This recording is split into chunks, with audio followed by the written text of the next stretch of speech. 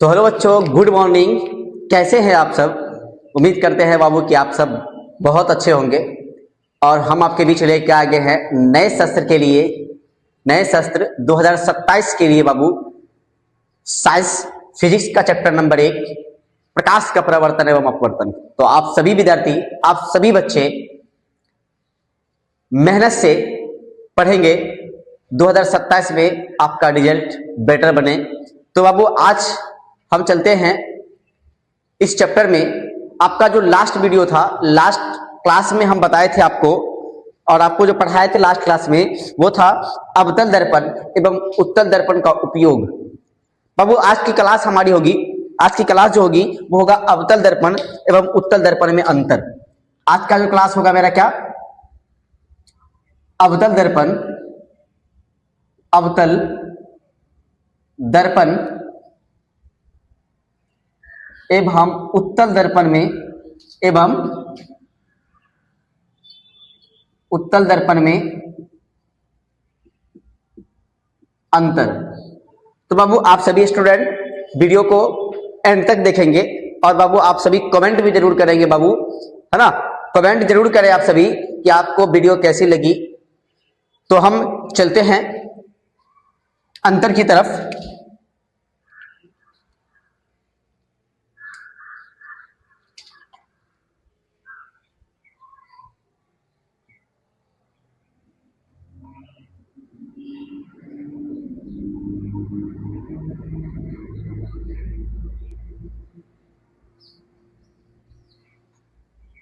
तो अवतल दर्पण और उत्तल दर्पण का अंतर अगर हम देखें तो बहुत आसान है, क्योंकि आप सभी को पता है। और अवतल दर्पण की परिभाषा से हम जान चुके हैं कि जो अवतल दर्पण होता है उसकी परावर्तक सतह धसी रहती है, अर्थात केंद्र की ओर होती है। लेकिन उत्तल दर्पण की अगर हम बात करें तो उत्तल दर्पण में जो उसकी परावर्तक सतह होती है वो उभरी रहती है और केंद्र के विपरीत होती है। तो हम चलते हैं डिफरेंस नंबर 1 की तरफ। डिफरेंस नंबर 1 की तरफ चलेंगे बाबू, और देखेंगे आप सभी। नंबर 1 हो जाएगा कि अवतल दर्पण का, अवतल दर्पण का परावर्तक सतह, अवतल दर्पण का परावर्तक सतह, परावर्तक सतह धसी रहती है। अवतल दर्पण का परावर्तक सतह धसी रहती है। लेकिन अगर बात किए करें बाबू उत्तल की, तो इसका पहला पॉइंट हो जाएगा कि उत्तल दर्पण का, उत्तल दर्पण का परावर्तक सतह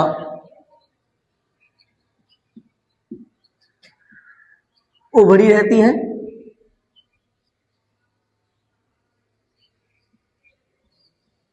उभरी रहती है। दूसरा पॉइंट की अगर हम बात कर ले बाबू, दूसरा पॉइंट में तो हमारा हो जाएगा कि अवतल दर्पण का जो फोकस होता है बाबू, अवतल दर्पण का फोकस वास्तविक होता है। अवतल दर्पण का फोकस वास्तविक होता है, लेकिन उत्तल दर्पण में जो होता है, यानी कि अवतल दर्पण का फोकस वास्तविक हुआ तो उत्तल दर्पण का फोकस क्या होगा बाबू, काल्पनिक होगा, है ना। तो याद रखेंगे हम दूसरा पॉइंट उत्तल में कि उत्तल दर्पण का, उत्तल दर्पण का फोकस, फोकस काल्पनिक होता है।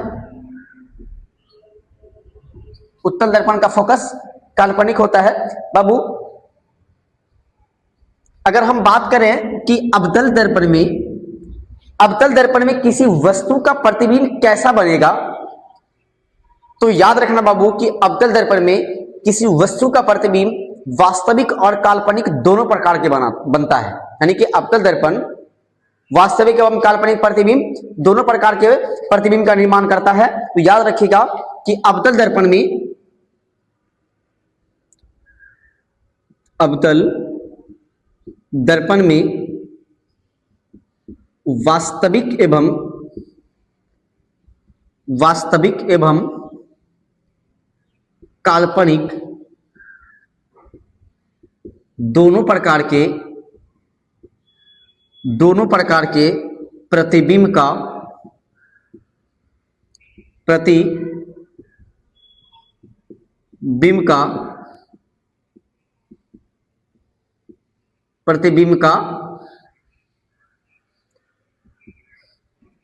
निर्माण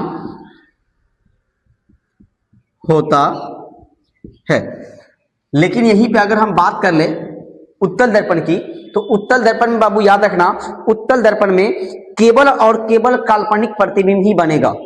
उत्तल दर्पण में केवल काल्पनिक प्रतिबिंब ही बनेगा, यानी कि उत्तल दर्पण के द्वारा, है ना, यानी कि उत्तल दर्पण में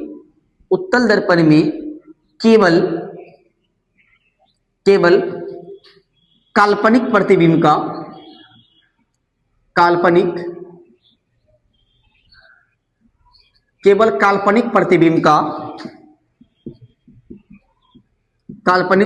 का निर्माण होता है। केवल काल्पनिक प्रतिबिंब का निर्माण होगा, यानी कि अवतल दर्पण में वास्तविक और काल्पनिक दोनों प्रकार के प्रतिबिंब बनते हैं, लेकिन उत्तल दर्पण में केवल और केवल काल्पनिक प्रतिबिंब ही बनेगा। चौथा है बाबू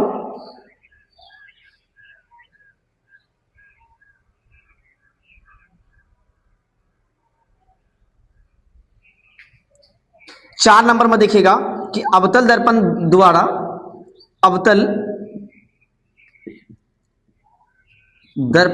बना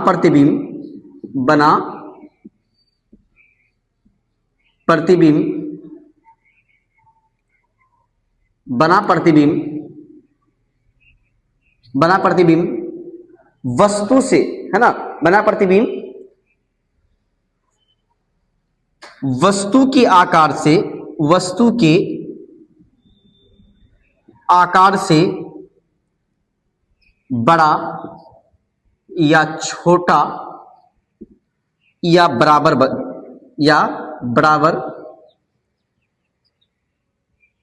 बनता है। लेकिन अगर हम बात कर ले उत्तल दर्पण की, तो उत्तल दर्पण द्वारा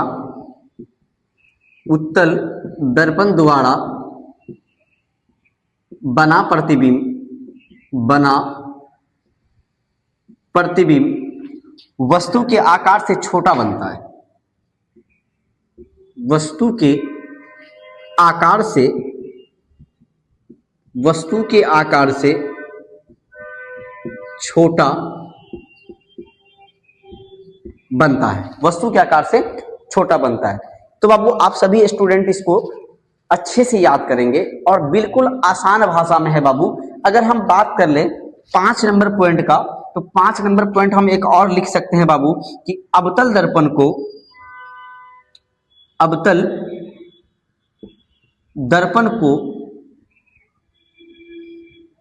अभिसारी दर्पण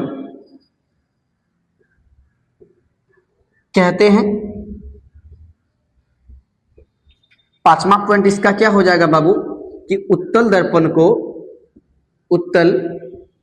को अपसारी दर्पण कहते हैं। तो बाबू आप सभी को इन सभी पॉइंट्स को याद रखना है ना। अवतल दर्पण एवं उत्तल दर्पण में उपयोग जो अगर आप अंतर जो पूछे, तो अंतर आपको इस प्रकार से देना है कि अवतल दर्पण का पहला देख लेंगे कि अवतल दर्पण का परावर्तक सतह जो होती है वो धसी रहती है। यानी कि अगर अंतर की बात करें तो पहला डिफरेंस तो उसका परिभाषा से निकल जाएगा कि अवतल दर्पण का परावर्तक सतह क्या होता है, धसा रहता है, लेकिन उत्तल दर्पण का जो परावर्तक सतह होता है वो उभरा हुआ रहता है, यानी उभरी हुई रहती है। दूसरा है कि अवतल दर्पण का फोकस वास्तविक होता है, लेकिन उत्तल दर्पण का फोकस क्या होता है बाबू, काल्पनिक होता है। अवतल दर्पण द्वारा बना प्रतिबिंब, है ना, अवतल दर्पण में वास्तविक और काल्पनिक दोनों प्रकार के प्रतिबिंब बनते हैं, लेकिन उत्तल दर्पण में केवल और केवल काल्पनिक प्रतिबिंब बनता है। उसके बाद है आपका कि अवतल दर्पण द्वारा बना प्रतिबिंब वस्तु के आकार से बड़ा या छोटा या बराबर हो सकता है, लेकिन उत्तल दर्पण में जो प्रतिबिंब बनता है वो वस्तु के आकार से छोटा होता है। आगे बोला है आपका पांचवा कि अवतल दर्पण को अभिसारी दर्पण भी कहा जाता है, लेकिन उत्तल दर्पण को भी क्या कहते हैं, अपसारी दर्पण। अवतल दर्पण को और क्या कहते हैं, अभिसारी दर्पण, और उत्तल दर्पण को अपसारी दर्पण कहा जाता है। आप सभी स्टूडेंट इसका स्क्रीनशॉट ले लें, फिर हम आगे चलते हैं। अगला पॉइंट है हमारा बाबू अनुबंध फोकस। अनुबंध फोकस किसे कहते हैं उसको देखेंगे। तो बोला है इसमें बाबू कि गोलीय दर्पण अथवा लेंस के प्रधान अक्ष पर स्थित ऐसी दो बिंदु जिसमें से एक बिंदु पर वस्तु को रखने पर उसका प्रतिबिंब दूसरे बिंदु पर बनता है, तो वो दोनों बिंदु क्या कहलाते हैं, अनुबंध फोकस। कहा क्या है इसमें कि गोलीय दर्पण या लेंस के प्रधान अक्ष पर, है ना, स्थित दो ऐसी बिंदु जिसमें अगर वस्तु को किसी एक बिंदु पर रखा जाए तो उस वस्तु का प्रतिबिंब दूसरी बिंदु पर बनता है, और ऐसी स्थिति में वो दोनों बिंदु क्या कहलाता है, अनुबंध फोकस। ठीक है, तो याद रखेंगे आप सभी। अगला है आपका बाबू आवर्धन किसे कहते हैं। आवर्धन किसे कहते हैं, आवर्धन किसे कहते हैं बाबू, यहां पर हम इसका परिभाषा पहले देखते हैं, फिर समझेंगे इसके सूत्र को। तो बोला है यहां पे कि प्रतिबिंब की ऊंचाई और वस्तु की ऊंचाई के अनुपात को आवर्धन कहते हैं। मतलब वस्तु की ऊंचाई और प्रतिबिंब की, यानी कि जो ऊंचाई होता है उसको क्या बोलते हैं, आवर्धन कहते हैं ना। प्रतिबिंब की ऊंचाई और वस्तु की ऊंचाई के अनुपात को आवर्धन कहते हैं। आवर्धन को स्मॉल m के द्वारा सूचित किया जाता है। जो आवर्धन होते हैं, आवर्धन को स्मॉल m के द्वारा सूचित करते हैं, है ना। तो यहाँ पे एक सूत्र बना है यहाँ बाबू, याद रखोगे कि आवर्धन m बराबर, यानी कि आवर्धन बराबर क्या है, प्रतिबिंब की ऊंचाई बट्टा वस्तु की ऊंचाई। बाबू अगर प्रतिबिंब है तो हाइट ऑफ इमेज कह सकते हैं हम, तो हम यहां लिखे हैं एच आई बट्टा में एच ओ मतलब हाइट ऑफ ऑब्जेक्ट, वस्तु। नहीं तो बाबू आप H1 बट्टा में H2 भी कह सकते हैं, कोई प्रॉब्लम नहीं है। यहाँ पे आप H1 बट्टा H2 कर सकते हैं। हम यहाँ पे दोनों बात लिख दी है। अगर आपको HI बट्टे HO लिखना हो तो हाइट ऑफ इमेज बट्टे हाइट ऑफ ऑब्जेक्ट, या प्रतिबिंब को H1 मान लो और वस्तु को H2 मान लो, है ना, H2 मान लो, तो ये भी चलेगा। इसीलिए यहां पर देखिए हम लिखे हैं बाबू m बराबर में HI बट्टे में HO, इसी को हम यहाँ शॉर्ट फॉर्म में लिखे हैं। अब बाबू एक बात बताओ, जो प्रतिबिंब की ऊंचाई होती है, प्रतिबिंब की ऊंचाई को हम यहाँ पर एक मिनट शॉर्ट में देखें। प्रतिबिंब की ऊंचाई को भी से, यानी कि प्रतिबिंब को भी से और वस्तु को हम क्या u से दर्शाते हैं, तो हम यहां लिख सकते हैं बाबू कि m बराबर में, ये तो बन सकता है ना, m बराबर में माइनस का v बट्टे u, आवर्धन में बाबू माइनस का v बट्टा u, ये आपका आवर्धन का फाइनल फार्मूला बनता है।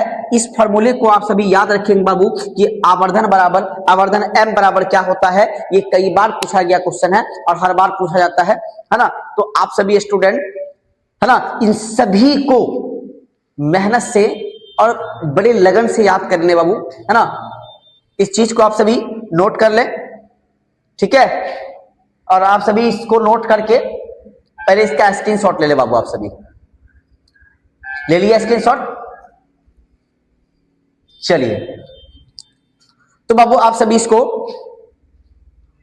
अच्छे से नोट कर लेंगे और आप सभी बहुत मेहनत से पढ़ें, है ना, क्योंकि आपका नया सत्र है, नया सेशन है।